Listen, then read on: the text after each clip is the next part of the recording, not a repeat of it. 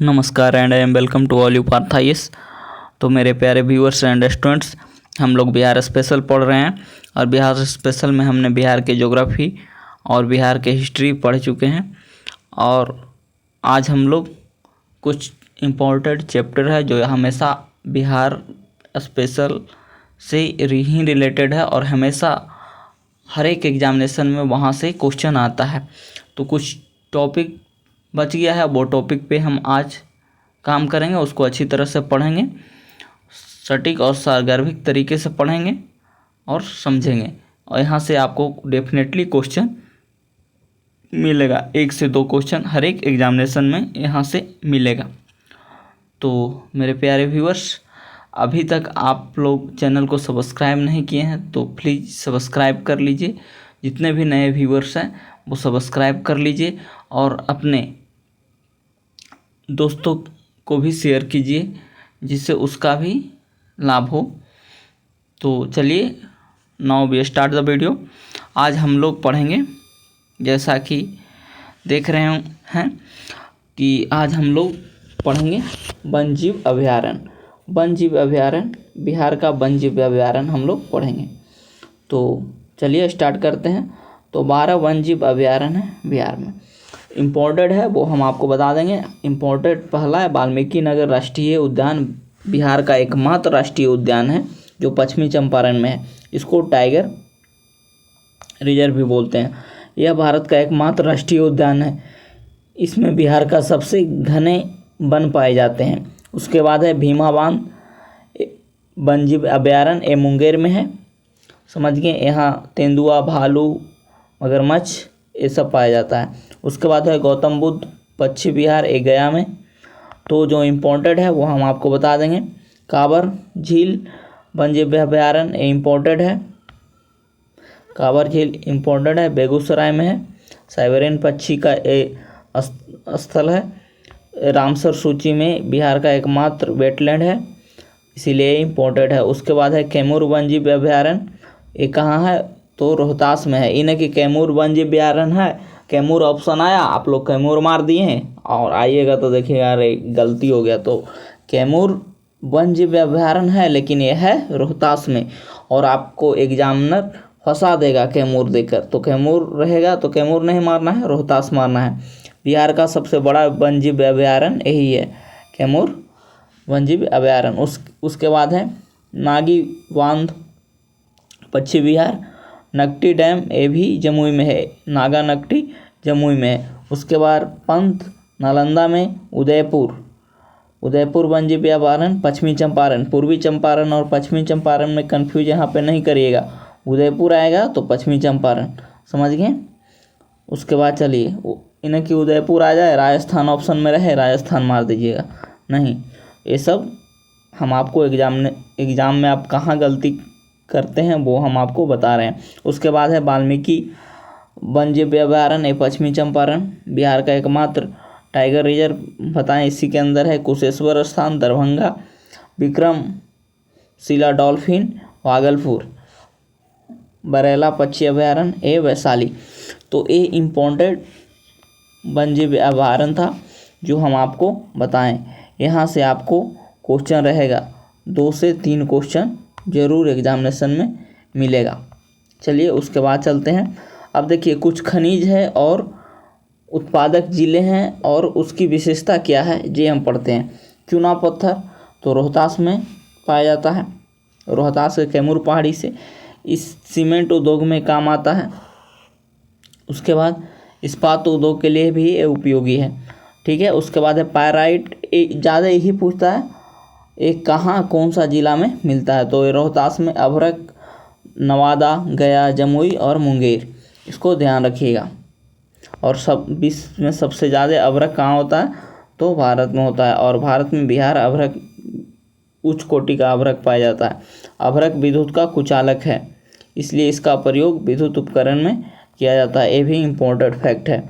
उसके बाद है चीनी मिट्टी, भागलपुर, बांका, मुंगेर, ये देख लीजिएगा। क्वार्टजाइट कहाँ है, मुंगेर, खड़गपुर पहाड़ी में, जमुई और गया में। इसका निर्माण भवन निर्माण के लिए कहा जाता है। बॉक्साइट मुंगेर में, खड़गपुर की पहाड़ी से, समझिए। उसके बाद सोना, अभी देखिए हाल ही में भारत में जमुई में एक सोने का विशाल भंडार पाया गया है और सोना के लिए जमुई, करमिटिया, मुंगेर, पश्चिमी चंपारण, सोरा।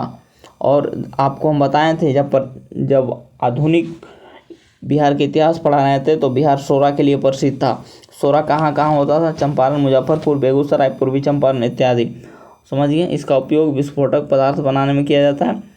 क्वार्ट्ज, जमुई, नवादा और गया, इसका उपयोग भी देख लीजिएगा। मेनली आपको कौन जिला में पाया जाता है यही पूछता है। उसके बाद यूरेनियम, गया और नवादा।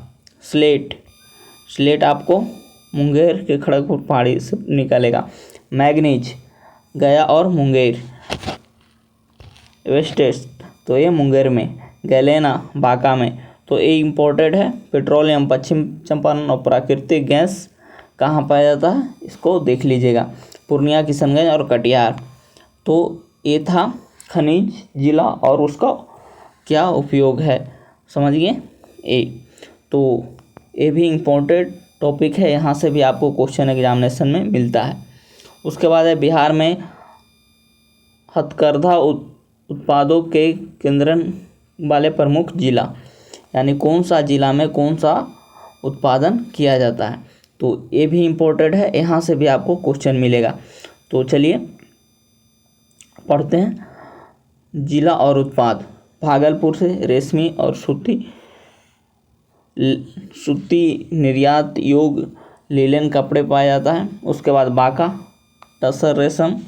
गया, सूती वस्त्र के लिए। नालंदा, बनावटी जड़ी बूटी, ये देख लीजिएगा, यहाँ से क्वेश्चन रहता है। नवादा, टसर रेशम के लिए।